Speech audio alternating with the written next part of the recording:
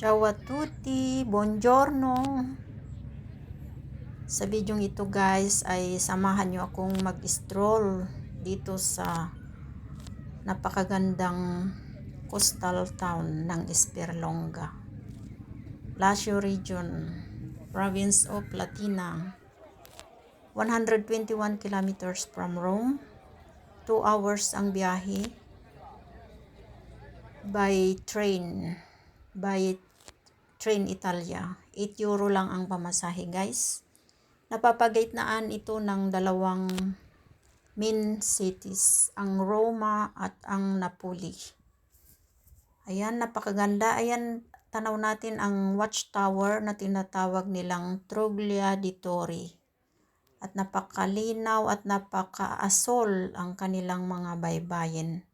Ayan guys, as you can see, parang nasa Santorini tayo. Little Santorini in Tyrrhenian Sea.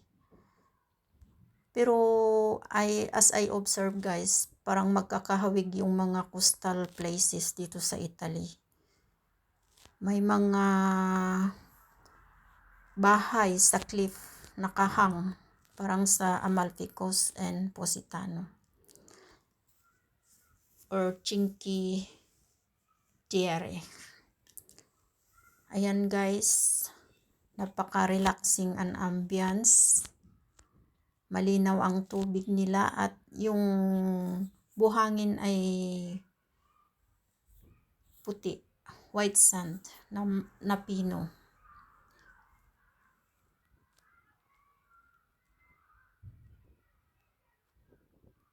At sabi nila, din ito yung very historic na place kasi nandito yung villa ni Emperor Tiberius. Pero hindi na namin napuntahan guys, sandali lang kami dito at lilipat kami sa isang town na malapit din dito.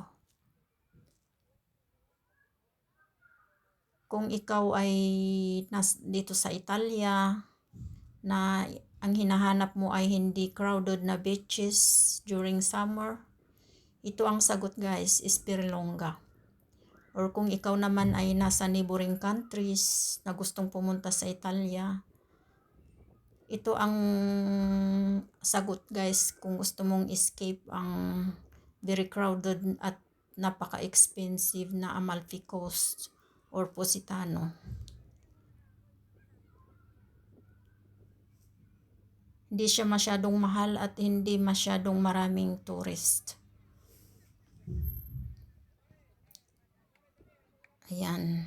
Kung ikaw ay bago lang sa aking channel, paki-hit naman yung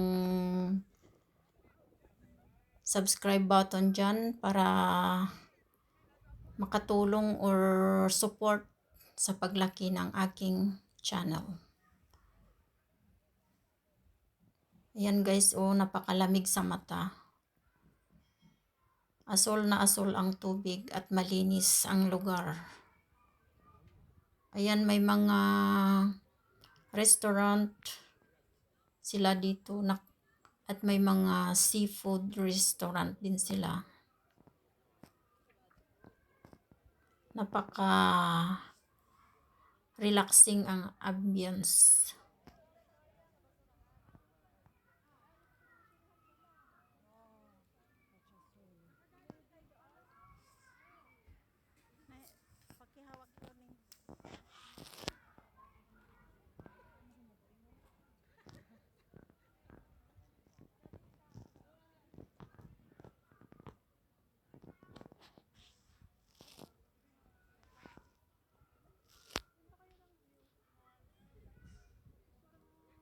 Yan guys, dagat at bundok.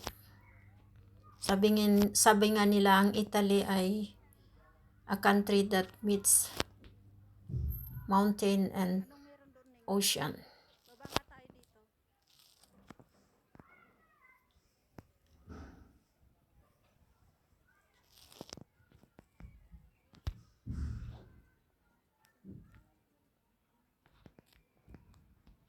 Ayan, salamat sa inyong pagsubaybay sa aking mga video. sa bawat video na pinapanood nyo. Maraming salamat. Para na rin kayong nakapunta dito sa Italia. Hindi lang sa mga major cities, kundi sa mga medyo remote at magagandang places dito sa Italy.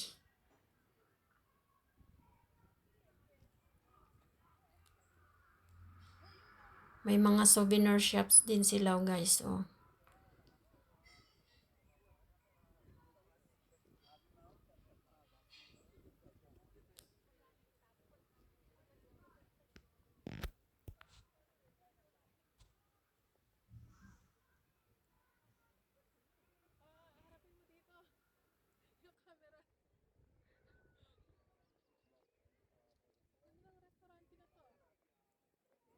Seafood yan. Seafood. Sa gabi sila siguro nagsiserve.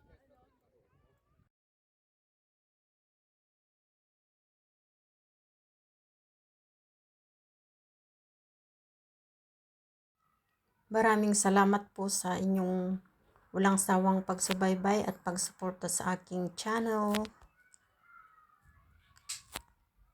Hope na nag-enjoy po kayo sa tanawin na aking i-share. Hanggang sa muli. Ciao, ciao!